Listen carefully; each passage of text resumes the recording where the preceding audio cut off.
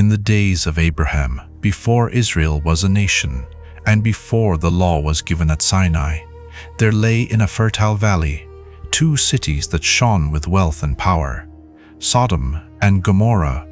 From a distance, their walls and towers caught the light of the rising sun. Their markets were full, their streets crowded, and the fields around them well watered and green. To the casual eye, they looked like places of success and prosperity. Yet beneath the surface, something in those cities had gone terribly wrong. The people had turned their hearts away from justice, mercy, and the fear of God. Violence, cruelty, arrogance, and contempt for the vulnerable had become a way of life. The outcry of their wrongdoing rose from the valley like smoke, reaching the ears of the one who sees all things.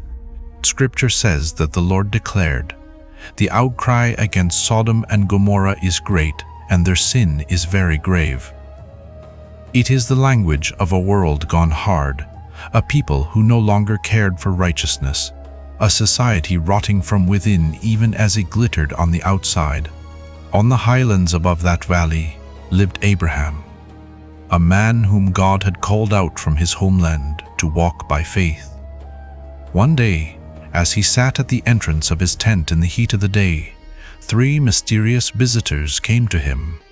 He welcomed them with food, water, and rest, not knowing at first that he stood in the presence of the Lord and his messengers.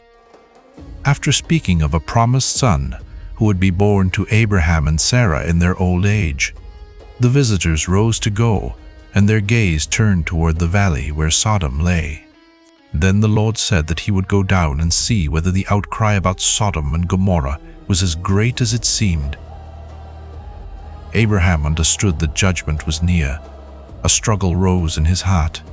He knew the wickedness of those cities, yet he also knew that within their walls there might be those who did not share in that corruption, including his own nephew, Lot.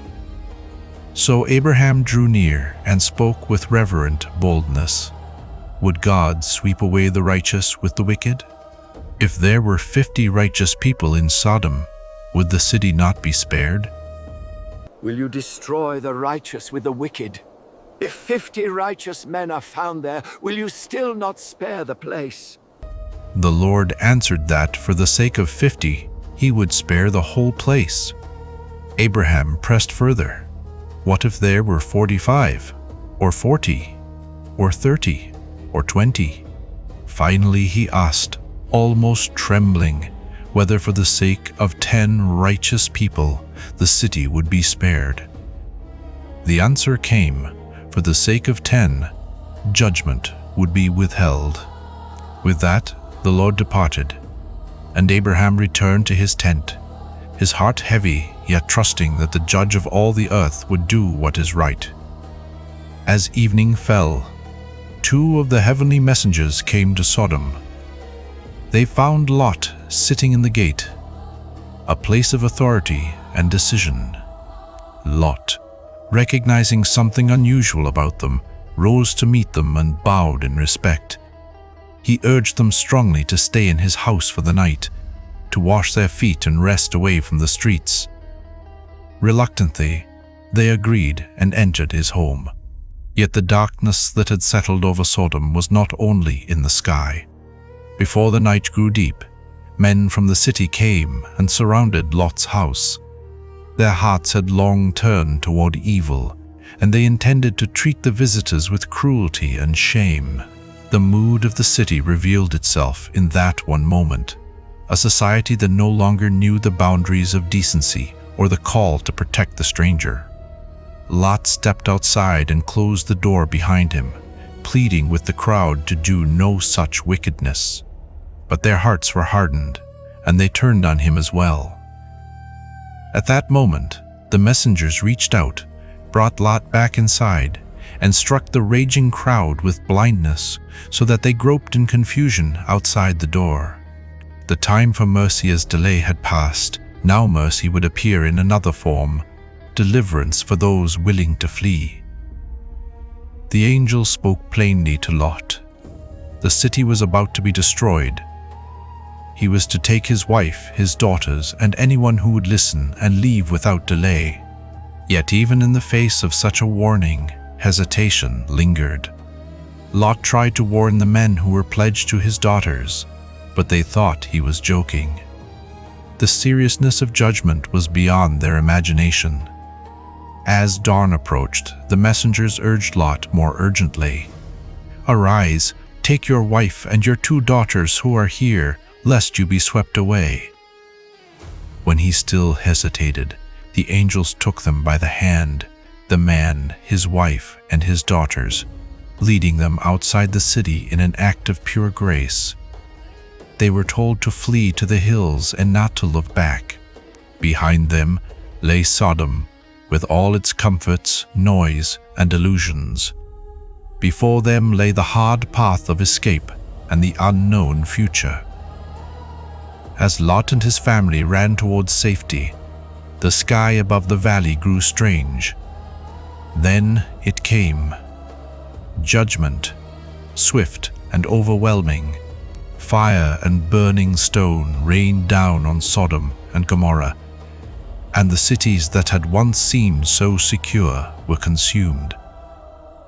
The fertile valley became a place of desolation. The structures men had built, the wealth they had gathered, the pride they had nurtured, all of it vanished in an instant. Where laughter and commerce had filled the streets, only silence and smoke remained. Yet even in that moment, the messenger's warning still echoed in the hearts of those fleeing.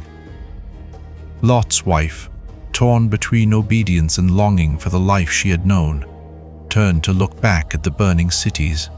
In doing so, she defied the command meant to preserve her. The text says she became a pillar of salt, a haunting symbol of a heart unable to let go of a doomed world. Her fate stands as a warning.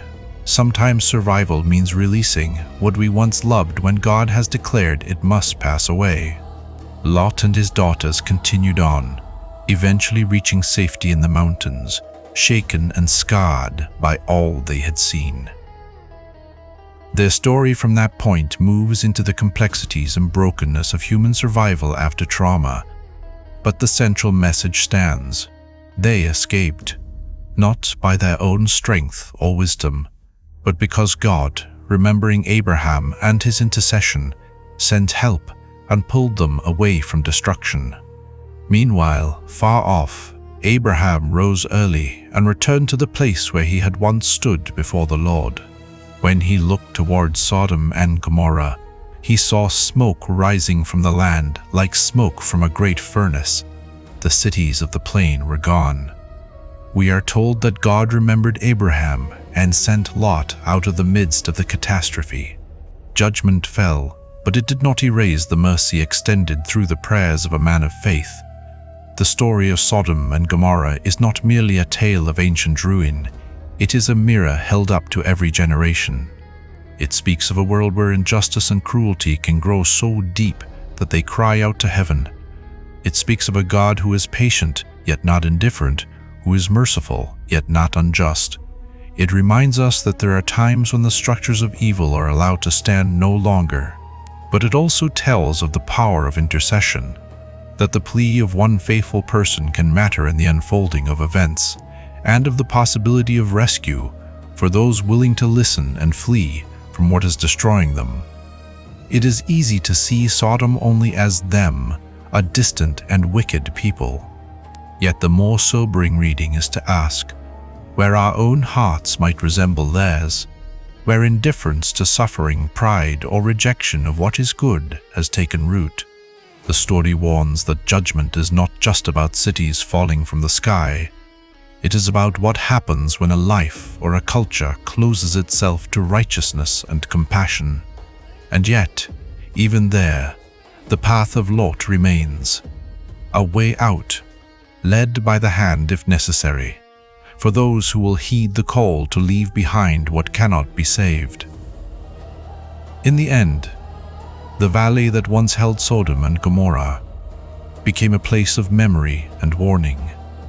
Abraham returned to his tents, continuing his journey with God. Lot and his daughters lived on, carrying the weight of survival. Above them all, the same God who judged those cities continued to work out a plan of redemption that would move through centuries, through Abraham's descendants, and ultimately through a promise fulfilled in ways no one there could yet see. The smoke of Sodom and Gomorrah rose and then faded, but the lesson of their story endures, that the Holy One will not forever ignore evil, that mercy is offered before judgment falls, and that there is always a choice: to cling to what is passing away, or to trust the God who calls us to step away from ruin and walk toward a different future.